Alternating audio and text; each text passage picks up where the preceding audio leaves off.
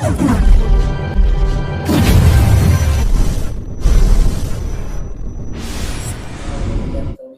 रहा है, तो भाजपा इस वक्त कहाँ तक खड़ी है?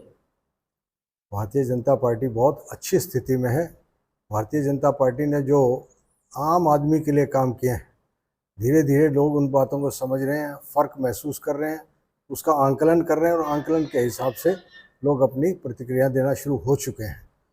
चुनाव शुरू होते ही कांग्रेस पार्टी इस 10 साल तक सत्ता से बाहर थी।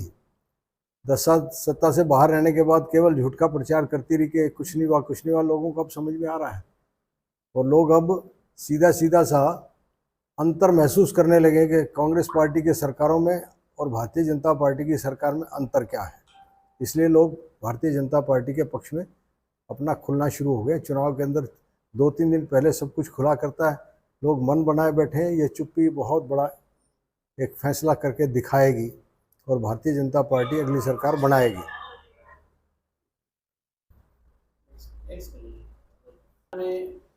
बीजेपी का कुछ विरोध भी हो रहा है किसान संगठन द्वारा, क्या लगता है इनसे निपट पाएगी, इनसे बातचीत हो पाएगी भाई? दरअसल क्या है कि विरोध ना कहो, कुछ चीज़ें पसंद कुछ लोगों को आती हैं, किसी को सूट करती हो पक्ष में बोलता है, किसी को सूट नहीं करती। कई बार भ्रमित भी हो जाते हैं कई चीज़ों के ऊपर। जब तक खुलासा ना हो, खुलकर चर्चा ना हो और चर्चा में आम आदमी जब तक भाग ना ले, जब तक जो लोग आगे बैठे होते हैं वही लोग अपनी बात को रखते हैं और वही भ्रमित कर देते हैं। किसान के पक्ष में भारतीय जनता पार्टी आज से नहीं शुरू से काम करती है, मजदूर के पक्ष में काम करती है। भारतीय जनता पार्टी आम सामान्य गरीब आदमी में भी इतना फ़र्क रखती है कि वो अंत्योदय की स्कीम के हिसाब से पंक्ति के अंतिम छोर पर खड़े व्यक्ति को भी मजबूत बनाने का काम कर रही है। इसमें किसी के विरोध की कोई बात नहीं है। किसानों को भी भड़काया गया है, गुमराह किया गया है। किसान के विरोध में कभी कभी बीजेपी ने काम किया ही नहीं। और ना आप अंदाज़ा लगाइए, केंद्र की सरकार भाजपा की रही, आज भी है, और प्रदेश की सरकार भी भारतीय जनता पार्टी की थी। किसान के यूज़ में होने वाली कोई भी चीज़, चाहे यूरिया हो, डीएपी हो, किसी और चीज़ तरह की कोई चीज़ हो, उसमें कोई कमी आई हो तो बताइए। ये सब व्यवस्थाएं करना सरकार का काम होता है। और भारतीय जनता पार्टी की सरकार ने केवल बिजाई का नहीं, फसल आने के बाद उसकी प्रोक्योरमेंट का भी पूरा ख्याल रखा, रख रखाव का ख्याल रखा। आप देखिए पैदावार कितना हुआ, कितनी बढ़ गई। उसके बावजूद भी हर 3 गांव के पास जाके 3 गांव के ऊपर इकट्ठा मिला के परचेज सेंटर खोलने का काम किया भारतीय जनता पार्टी। वो किसान की फैसिलिटी की बात थी, अदरवाइज तो किसान तो 15-15 दिन मंडी में सोया करता था। केंद्र सरकार ने योजना भी बहुत चलाई गरीबों के लिए, धरातल तक पहुंची भी वो, और उसको जो भारतीय जनता पार्टी द्वारा दी जा रही है। देखिए बात यह, सबसे पहली चीज़ तो कि सरकार जो काम कर रही थी, सरकार की नीयत साफ थी। सरकार ने काम ठीक करने की कोशिश की और किया। जो कानून बने वो कानून आम आदमी के पक्ष के कानून बने। उससे कैसे उसको मजबूत किया जा सकता है, चाहे मजदूर हो, चाहे किसान हो, चाहे व्यापारी हो। और इसके अलावा युवा वर्ग के लिए भी उन्होंने बहुत रास्ते खोले। लेकिन कई जगहों पे बहुत कुछ चाहे हुए रिजल्ट नहीं मिलते। बहुत सी चीज़ें ऐसी होती हैं चाहकर भी लोग समझ नहीं पाते, क्योंकि उनको इमीडिएट गेन और इमीडिएट लॉस का हिसाब लगाना होता है। तो इसलिए ऐसा नहीं है कि भारतीय जनता पार्टी के कार्यकर्ताओं ने काम नहीं किया, काम बहुत किया है। लेकिन कुछ चीज़ें ऐसी थी कि जो पिछली सरकारों में चलता था कि कोई भी आदमी ठेकेदारी कर लिया करता था, लाओ मैं ये करवा दूंगा, और वो गड़बड़ें हुआ करती थी। भारतीय जनता पार्टी की सरकार ने सबसे पहले तो वो गड़बड़ करने वाला काम था वो बंद कर दिया। ऑनलाइन प्रणाली जो लेके आई है सरकार, वो उसका लोगों को फायदा भी मिल रहा है। पर उसके अलावा जो पिछली सरकारों की आप बात करते हो भी हर आदमी ठेकेदार बन जाए, अभी तो कुछ कांग्रेसी लीडर की वीडियो वायरल हुई है, उसको क्या कहना है, भले वो फरीदाबाद के विधायक की हो या अन्य की? देखिए बात सबसे बड़ी तो तकलीफ इनको यही है कि जो पोर्टल सिस्टम आ गया उसमें सबसे बड़ी समस्याएं जो पैदा होती थी वो समस्याओं का निदान हो गया। हर आदमी घर बैठे बहुत कुछ कर सकता है। पढ़ा लिखा बच्चा भी अपने मोबाइल से बहुत कुछ कर सकता है, देख सकता है। पर्दे हट गए। अब जो बीच बिचौलियों वाला रास्ता था वो बंद हो गया। इसलिए कांग्रेस पार्टी जिस ढर्रे पर काम करती थी, ना तो इन्होंने कभी उसके अंदर विकास करने की कोशिश की, ना उसमें सुधार करने की कोशिश की। आज भी इनको लगता है कि शायद लोगों को परेशान करके ही हम अपने पीछे लगा सकते हैं। लोगों को सुविधाएं देकर ये काम नहीं करना चाहते, वरना कोई बात थोड़ी है। आप आज देखिए नकल ख़त्म हो गई। पहले क्या था, बच्चों के अंदर नकल मारने की होड़ रहती, माँ बाप भाई बहन सब लगे रहते थे किसी तरह से नकल पहुंचा दो। जब से माननीय मनोहर लाल खट्टर जी ने मेरिट के ऊपर नौकरियां देने का काम शुरू किया है, तब से हर बच्चे को, माँ बाप भी उसको समझाते हैं, बच्चे के भी समझ में आ रही है कि अगर कुछ मिलेगा तो पढ़ाई के सिर पे मिलेगा, और उसमें पढ़ाई में उसको खुद पढ़ाई करनी पड़ेगी, और ईमानदारी से जब पढ़ाई करेगा तो वो आगे निकलेगा। तो इसलिए ये सब चीज़ें, आज कांग्रेस वाले कहते हैं कि पोर्टल सिस्टम खत्म कर देंगे, 50 वोट वाले को नौकरी दे देंगे। तो आप करना क्या चाहते हो? तो मेरिट को तो खत्म ही कर रहे हो आप, तो फिर वही पुराने डरे पे की बात कर रहे हो। तो आप बच्चों को क्या नकलची बनाना चाहते हो या अपने पांव पर खड़ा होने वाला काबिल में इंसान बनाना चाहते हो? भारतीय जनता पार्टी ने किसी पक्षपात में पड़ के काम नहीं किया। भारतीय जनता पार्टी की सरकारों ने जहाँ जहाँ भी हैं, उन्होंने निष्पक्ष रूप से सबका साथ, सबका विकास करने का काम किया है, और यही काम हरियाणा सरकार ने भी किया, केंद्र की सरकार कर रही है। क्या लगता है तीसरी बार भाजपा हरियाणा में हैट्रिक मारेगी? देखिए, ये मैं नहीं कह रहा है, आंकड़े उठा के देख लीजिए इतिहास के। उन आंकड़ों के हिसाब से जब सेंटर की सरकार, जिस सरकार जो पार्टी की होती है, उसी की प्रदेश में सरकार हरियाणा में बनती आई है। कांग्रेस ने 3 बार सेंटर में सरकार बनाई, तीनों बार हरियाणा में भी कांग्रेस की सरकार रही। अब कांग्रेस की सरकार के बाद भारतीय जनता पार्टी की सेंटर में सरकार तीसरी बार बन गई। तो आप निश्चिंत रहिए, कहें कुछ भी लोग, लेकिन नीचे काम जो हुआ है उस काम के आधार पर आम आदमी को महसूस हुआ है कि हाँ, उनके बच्चों को नौकरियां घर बैठे मिल रही हैं, इसलिए उनके घर पे राशन है। कोरोना जैसी बीमारी के अंदर 2-2 साल तक घर बैठे सब लोगों को राशन पहुंचाने का काम करके देश के प्रधानमंत्री ने और हरियाणा सरकार ने और सरकार के साथ भारतीय जनता पार्टी के कार्यकर्ताओं ने जो घर घर राशन पहुंचाने का काम किया है, हर आदमी महसूस करता है कि काम ऐसे हुआ करता है, पार्टियों के कार्यकर्ताओं से काम ऐसे लिया जाया करता है, और पार्टियों के कार्यकर्ताओं का इससे बड़ा काम क्या हो सकता है। अपनी जान का जोखिम लगा के भी उन्होंने उन गरीब आदमियों को, किसी को भूखा नहीं छोड़ दिया। ये रिकॉर्ड है दुनिया के अंदर। पहला हिंदुस्तान एक ऐसा देश है, भारतवर्ष ऐसा देश है जिसके नरेंद्र मोदी जी की सरकार के रहते हुए कोई भूख से नहीं मरा। वरना बड़े बड़े जो अपने आप को संपन्न देश कहते हैं, उन संपन्न देशों में भी कोई दवाई की कमजोरी की वजह से मरा, कोई भुखमरी का मरा, और यहाँ तक था कि उनकी लाशों को संस्कार करने वाले आदमी नहीं मिलते थे। आज हिंदुस्तान के अंदर वो काम हो गए जो कभी किसी ने सोचे नहीं थे। रतिया से भली भांति आप परिचित हैं, यहाँ से चुनाव भी लड़ चुके हैं। क्या लगता है इस बार पार्टी को लेकर, रतिया चुनाव को लेकर, खासकर आज रतिया के बीच आए हो आप? देखिए, मैं रतिया के लोगों को समझता हूँ, बहुत सीधे साधे और साफ दिल के लोग हैं। ये एक पक्षपात में नहीं आते हैं। लोग कितना ही मर्जी बहकाने की कोशिश कर लें, अब बहुत समझदार हो गए हैं, बदलाव बहुत आ गया है, और बदलाव के साथ साथ इन लोगों में समझदारियाँ भी बहुत अच्छी हो गई। ये भी अब सोच रहे हैं कि रतिया का विकास अगर कोई कर सकती है तो भारतीय जनता पार्टी कर सकती है। कैंडिडेट्स में देखेंगे तो कैंडिडेट्स में रात दिन का अंतर दिखाई देता है। कैंडिडेट्स की इंटेलिजेंस को देखोगे तो रात दिन का अंतर दिखाई देता है। हाँ, कुछ लोग प्रचार करने के लिए रास्ते ढूंढा करते हैं कि ये आए नहीं जी, इन्होंने ये नहीं किया जी, वो नहीं किया। तो मैं तो केवल इतना पूछना चाहता हूँ, आपने यहाँ के स्थानीय लोगों को भी वोट दे के देख लिया। वो रोज यहाँ चक्कर काटते थे, और वो चक्कर काट के उन्होंने किया क्या? मंत्री पद पे जो रह लिए, वो उन लोगों ने क्या किया? मैं तो एक ही बात कहता हूँ कि सरकारों के अंदर जो विधायक बने, विधायक बनने के बाद अपने इलाके का डेवलपमेंट कराने का अगर मादा रखता है, मुख्यमंत्री जो भी कोई बने वो उसके सामने बोलने का मादा रखता है, तो रतिया का हक मिल पाएगा, वरना रतिया का हक कोई नहीं दे सकता। इसमें सुनीता दुग्गल सक्षम कार्यकर्ता के नाते, सक्षम कैंडिडेट के नाते मैं दावे से कह सकता हूँ कि ये अपने रतिया के हल्के की आवाज़ ढंग से उठाएंगी, अपनी लड़ाई ढंग से लड़के रतिया के विकास के हक को छीनने नहीं देंगी। आपके पिता रतिया की जनता को मैसेज क्या देना चाहोगे इस चुनाव को लेकर खासकर? देखिए, मैं तो आपको एक ही बता रहा हूँ कि मेरे पूज्य पिता चौधरी पीरचंद जी का भी एक स्वप्न था कि रतिया को हम एक बहुत ही विकसित क्षेत्र के रूप में इसको आगे बढ़ाएं। हैफेड का कारखाना इसलिए लगाया गया था कि हैफेड का कारखाना लगने के बाद छोटी छोटी इंडस्ट्रीज देखा देखी, सक्षम लोग हैं यहाँ, संपन्न लोग हैं यहाँ, ये इलाका उपजाऊ है, यहाँ का हर आदमी ताकत रखता है अपने बच्चों को तरीके से काम करके आगे बढ़ाने के लिए, उनको पैसा भी दे सकता है। और यहाँ का बच्चा जो है बहुत होनहार और पढ़ा लिखा होने के बाद ये समझदार भी बहुत है, ताकत भी बहुत रखता है, काम करने की भी ताकत है उसमें। तो ये इंडस्ट्रियल सेक्टर को हम डेवलप करना चाह रहे थे, क्योंकि खेती के बाद अगर किसी के पास कोई काम हो तो या दुकानदारी करेगा या वह कोई कारखाना लगाएगा। तो कारखाना भी छोटा मोटा जैसा भी लगे, उसके बाद कारखाने लगाए हमने। सब उसके साथ रतिया में तो हैफेड का कारखाना लगाया था। जाखल के पास सबसे पहले हमने एक कॉटन ये आपके जो है जीरी का कारखाना लगाया था, शेलर लगाया था, और शेलर के बाद वहाँ पे शेलरों की भरमार आ गई। आज एक बार फिर माहौल हम सब लोग ऊपर बैठ के बात करते हैं, एक ही बात करते हैं कि रतिया को डेवलप करने के लिए सबसे ज़रूरी है कि हम यहाँ पे कारखानों को बढ़ावा दें, इंडस्ट्री को बढ़ावा दें, ताकि यहाँ का बच्चा यहीं की यहीं अपने रोज़गार को पैदा करे और 10 आदमियों को रोज़गार दे। चुनाव 2024 चल रहा है, तो भाजपा इस वक्त कहाँ तक खड़ी है? भारतीय जनता पार्टी बहुत अच्छी स्थिति में है।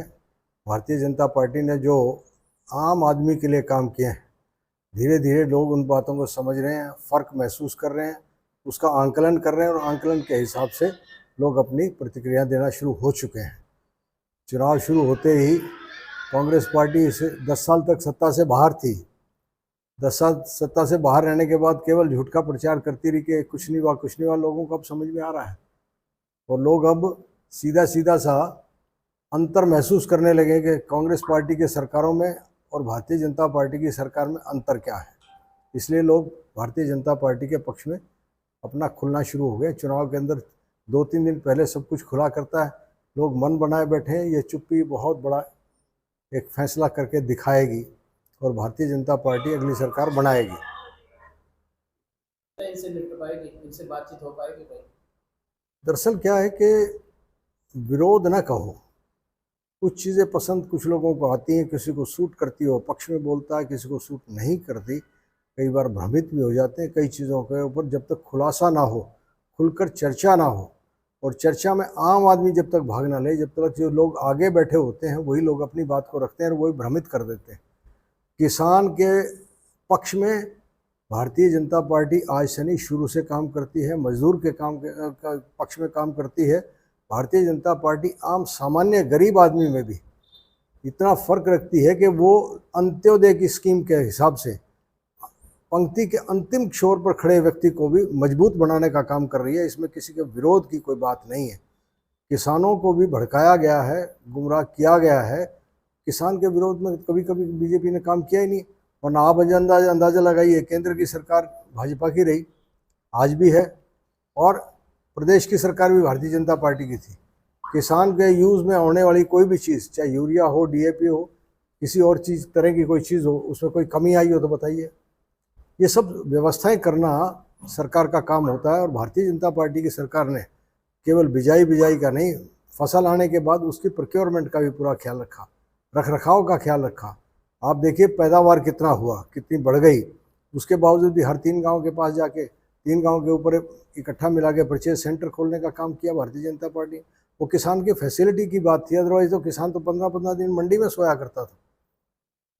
केंद्र सरकार ने योजना भी बहुत चलाई गरीबों के लिए, धरातल तक पहुंची भी वो, पर उसको जो भारतीय जनता पार्टी द्वारा दी जा रही है। देखिए बात यह, सबसे पहली चीज़ तो कि सरकार जो काम कर रही थी, सरकार की नीयत साफ थी। सरकार ने काम ठीक करने की कोशिश की और किया।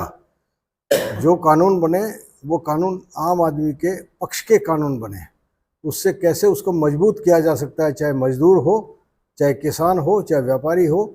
और इसके अलावा युवा वर्ग के लिए भी उन्होंने बहुत रास्ते खोले। लेकिन कई जगहों पे बहुत कुछ चाहे हुए रिजल्ट नहीं मिलते। बहुत सी चीज़ें ऐसी होती हैं चाहकर भी लोग समझ नहीं पाते, क्योंकि उनको इमीडिएट गेन और इमीडिएट लॉस का हिसाब लगाना होता है। तो इसलिए ऐसा नहीं है कि भारतीय जनता पार्टी के कार्यकर्ताओं ने काम नहीं किया, काम बहुत किया है।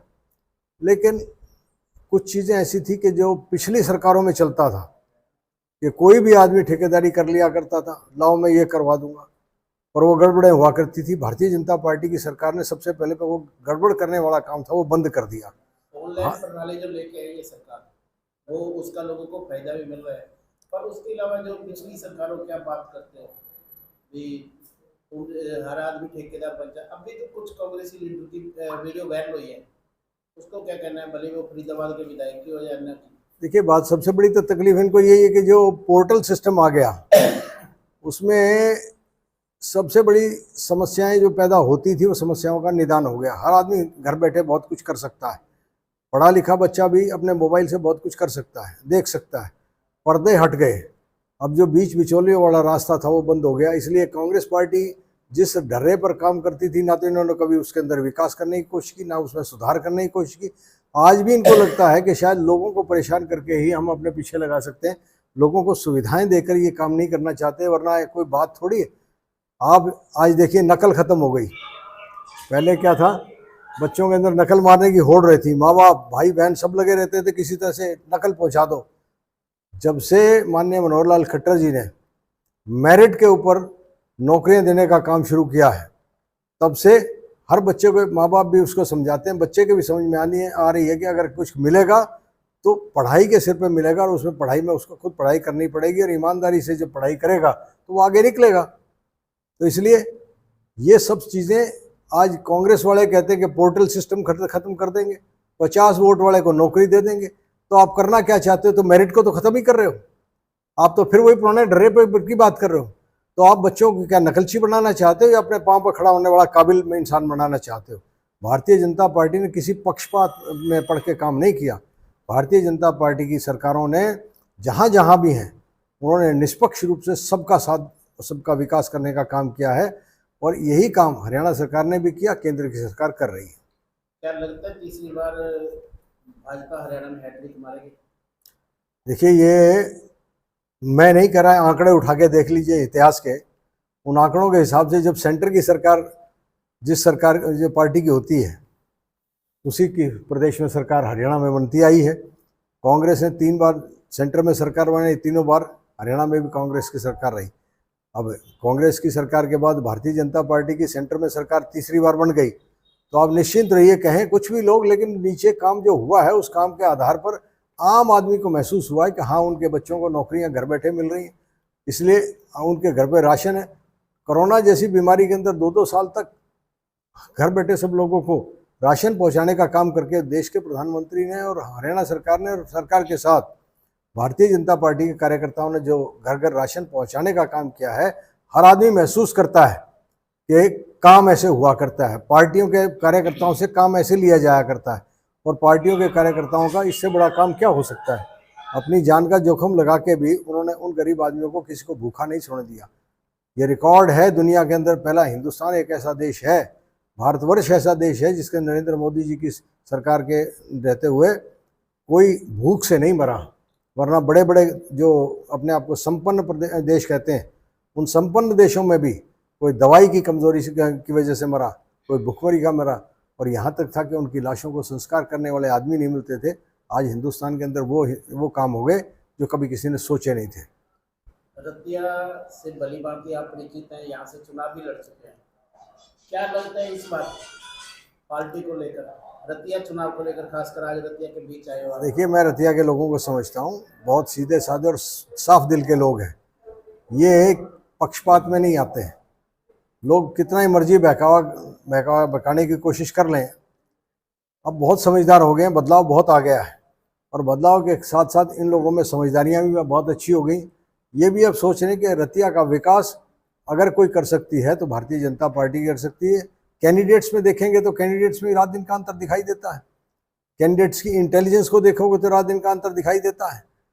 हाँ, कुछ लोग प्रचार करने के लिए रास्ते ढूंढा करते हैं कि ये आए नहीं जी, इन्होंने ये नहीं किया जी, वो नहीं किया। तो मैं तो केवल इतना पूछना चाहता हूँ, आपने यहाँ के स्थानीय लोगों को भी वोट दे के देख लिया। वो रोज यहाँ चक्कर काटते थे, और वो चक्कर काट के उन्होंने किया क्या? मंत्री पद पे जो रह लिए, वो उन लोगों ने क्या किया?